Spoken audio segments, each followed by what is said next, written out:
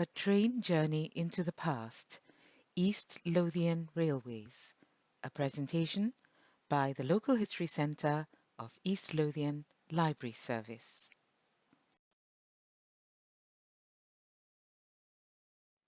East Lothian was once not only a major coal-producing area, but was also rich in agriculture, with the major product being grain. Thus, there was a need to get these products to customers in other places. Various research suggests that the Lothians had an extensive network of horse-drawn railways long before the opening of the Edinburgh and Dalkeith Railway in 1831.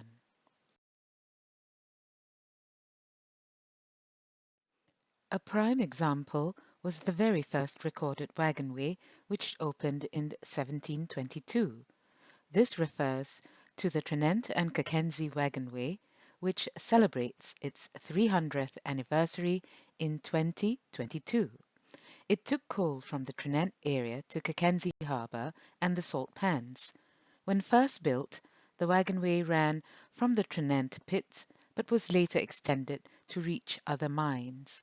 Originally, the wagonway had only wooden rails, but in 1815 it was upgraded as an iron railway.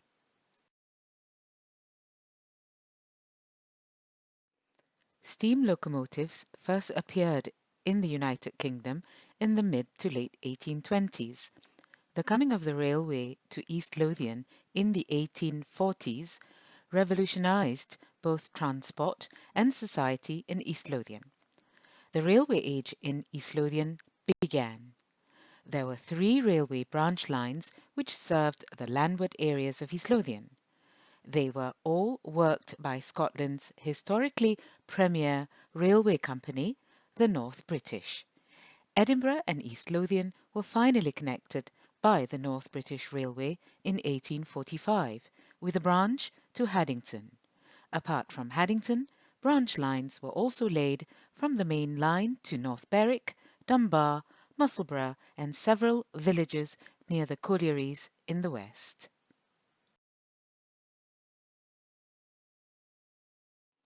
The line from Edinburgh to Berwick and branch line to Haddington, with stations at Longniddry and Haddington, opened on the 22nd of June 1846.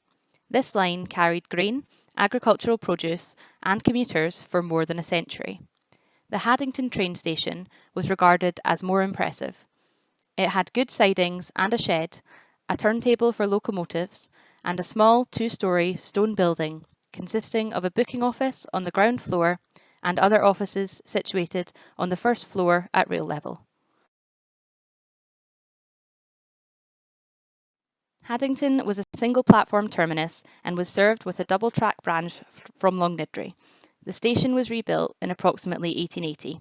A canopy covered the platform and a curved carriage entry and exit was on Station Road.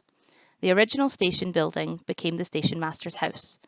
The Haddington branch closed to passengers in 1949 and the signal box closed in 1952. The end of services to Haddington came in 2 stages.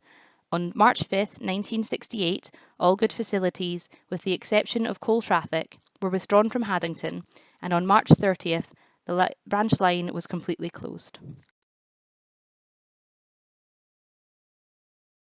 Unfortunately, the main station building was demolished before closure. Today, the entire length of the Haddington branch is a converted path known as the Railway Walk, which begins behind the downside platform at Longniddry Station. This line forms an easy walk or cycle ride and can be easily reached by public transport. Longniddry, which was a 2-platform station, opened in 1846. This station also had a 3rd platform for the Haddington branch on the south side. Produce from the farms and market gardens of Longniddry were also transported out from this station.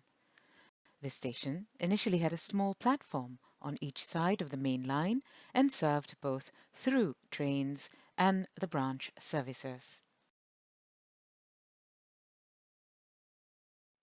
The main station building was a two-storey rubble stone structure with eaves at the first floor level, goods sidings, a loading bank and a water tank. The signal box at Longniddry opened in 1881 and was extended at its east end in 1922. The platforms were lengthened at the west end and the loop on the south side extended. This box closed shortly after the Haddington branch closed in 1968. The Longniddry branch closed to goods on December 28, 1964. Today, Longniddry Railway Station is served by stopping passenger trains on the North Berwick line.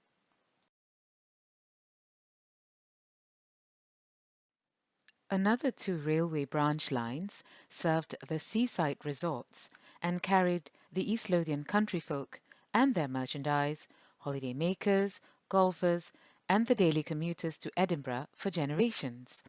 The North Berwick to Drem line, which opened in 1849, operated at different periods of time with four forms of motive power: steam, horse, diesel, and electric. North Berwick became a popular tourist destination after the railway opened and was known as the Biarritz of the North. In the 1980s, the station was cut back closer to the junction after the demolition of the station buildings. Currently, the station is a single platform and some of the area of the former station buildings is now the station car park. Drem Station, which opened in 1846, is a two-platform station served by local trains from Edinburgh Waverley to North Berwick. The original single-storey stone building stands on the eastbound platform. The goods shed was at the east end, and immediately to the east are also loops and Drem Junction, where trains leave the East Coast Main Line to join the North Berwick branch. There was also Dirleton, which was a single platform station between Drem and North Berwick stations. It opened in 1849. The original small station building was later replaced with a larger one, with a railway cottage to the east on the station approach. The cottage remains and is now a private house. Aberlady and Gullane also made a brief contribution to the railway age. Gullane Station opened on the Aberlady, Gullane and North Berwick line in 1898. It was a single platform terminus with the platform on the north side of the loop and a goods yard to the north. The signal box at the west end of the platform, as well as the Gullane shed, closed in 1929 and the station closed in 1932. Aberlady Station was a single platform station south of the village. The goods yard was to the north and the signal box opened with the station. It later closed in 1921 and the station itself was closed to passengers in 1932. This line was closed completely in 1964. Another station which opened in 1849 was the two-platform East Fortune Station, with waiting rooms on each platform. The goods yard was north of the line and the signal box was at the east end opposite to the goods yard. This short branch ran westwards past the then East Fortune Hospital buildings and north of East Fortune Airfield. The station was closed to passengers in 1964 and the signal box closed in 1966. The station at East Linton was called Linton Station from 1846 to 1864 and East Linton Station from 1864 to 1964. It was a two-platform station.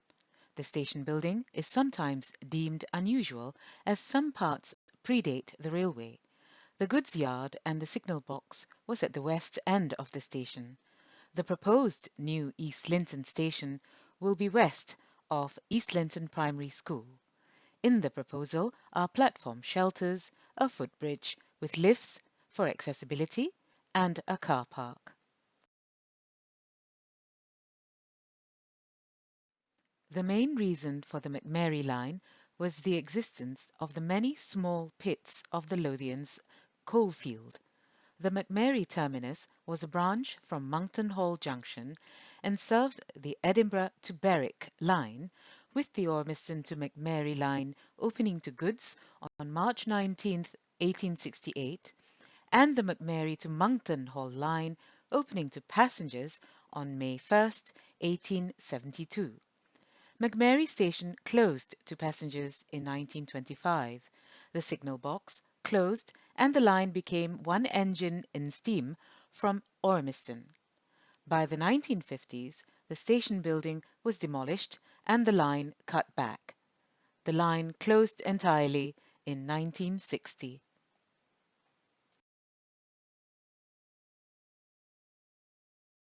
The Ormiston train station was on the McMary branch line. This was a single platform station just west of Ormiston Junction, where the line opened from Edinburgh and divided for McMary and Gifford.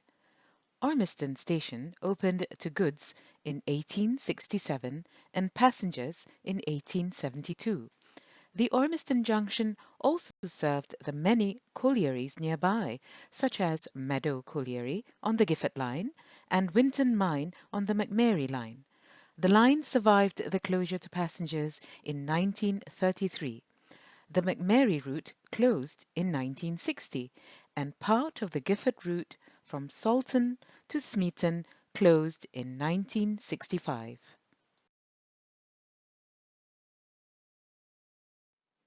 The Gifford and Garvold Light Railway Line opened in 1901. The construction of this railway was sanctioned by the Gifford and Garvold Light Railway Act of 1898. This terminus was from the Ormiston line and was meant to be a make-do terminus of a line originally promoted to Garvold. The traffic on this branch included potatoes, pit props, strawberries, and malt whisky. Trains on this line also briefly carried passengers in the period between Queen Victoria's death in 1901 and pre-World War II. The slow trains on this line were hauled by a selection of superannuated locomotives. In 1920, a proposal was put forward to extend the railway to Garvold, and after striking Stenton to the south of the village, joined the 1,000 yards south of East Barnes. There was a railway cottage by a level crossing at the south end of the station. The station and signal box closed in 1933, but the line remained open to goods till 1959. Today, the railway cottage remains in use as a house.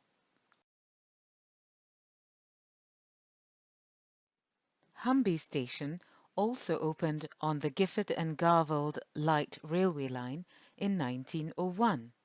It was a single platform station with a goods yard on the south side. This line closed to passengers in 1933.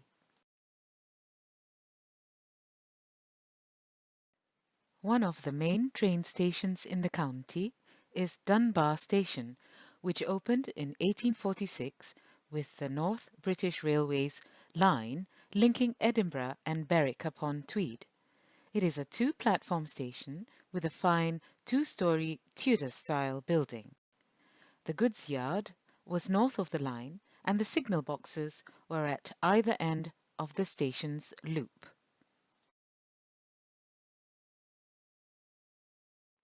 At its pre-opening ceremony, 2 trains with 50 carriages and 9 engines were used. No expense was spared, as Dunbar was the venue for a grand feast when over 700 people enjoyed a meal at the station house. In 1849, John Muir and his family members took the train from here to Glasgow as he set off on his new journey to America. And when John Muir returned to Dunbar for a visit in 1893, the railway had turned Dunbar into a flourishing tourist area. Today, Dunbar Railway Station is still a very active terminus operated by ScotRail. The first Musselburgh station opened in 1846, with 2 platforms passing under Carbery Road. This station was built about a mile south of Musselburgh. The second station was in a more suitable site, and the terminus was opened in Musselburgh itself in 1847, on the east bank of the River Esk, near to the Roman Bridge. The passenger station had a train shed with 1 long passenger platform and 1 short. The goods yard was laid out on either side of the station, and the signal box was on the west bank of the Esk, on the south side of the line. A siding also ran south to serve the Esk net mills and Inveresk paper mills. The station closed to passengers in 1964. The signal box closed in 1965, and the line closed completely in 1971. The current Musselburgh station is a 2-platform station which opened in 1988. It is south of the town centre and serves new housing developments and Queen Margaret University. There had also been a railway service to the harbour at Fisherrow from the very early days of railways. Passenger coaches ran to Fisherrow from 1834 to 1847. In 1859, the North British Railway installed a new curve between Newhales Junction and Fisherrow Junction, which allowed more portions of the Fisherrow branch to close. Fisherrow continued as a goods yard until 1961. Today, very little remains of the railway in Fisherrow. Historically, the railway station was a focal point of communities as people and goods all travelled by train. Almost every city, town, village and even hamlets were connected to the railway network. It is now roughly half a century since the sounds of a locomotive was heard on 4 out of the 5 branch lines that served Gullane, Haddington, McMary and Gifford. As time goes by, it is historical records and the memories of those who worked and travelled on the lines that keep them alive in our imagination. Much capital, labour and ingenuity went into the building of these railway lines. In many ways, they were symbols of the modern age to the isolated country folk in the 19th and early 20th centuries, and were impressive monuments to the civil engineering revolution of the 19th century.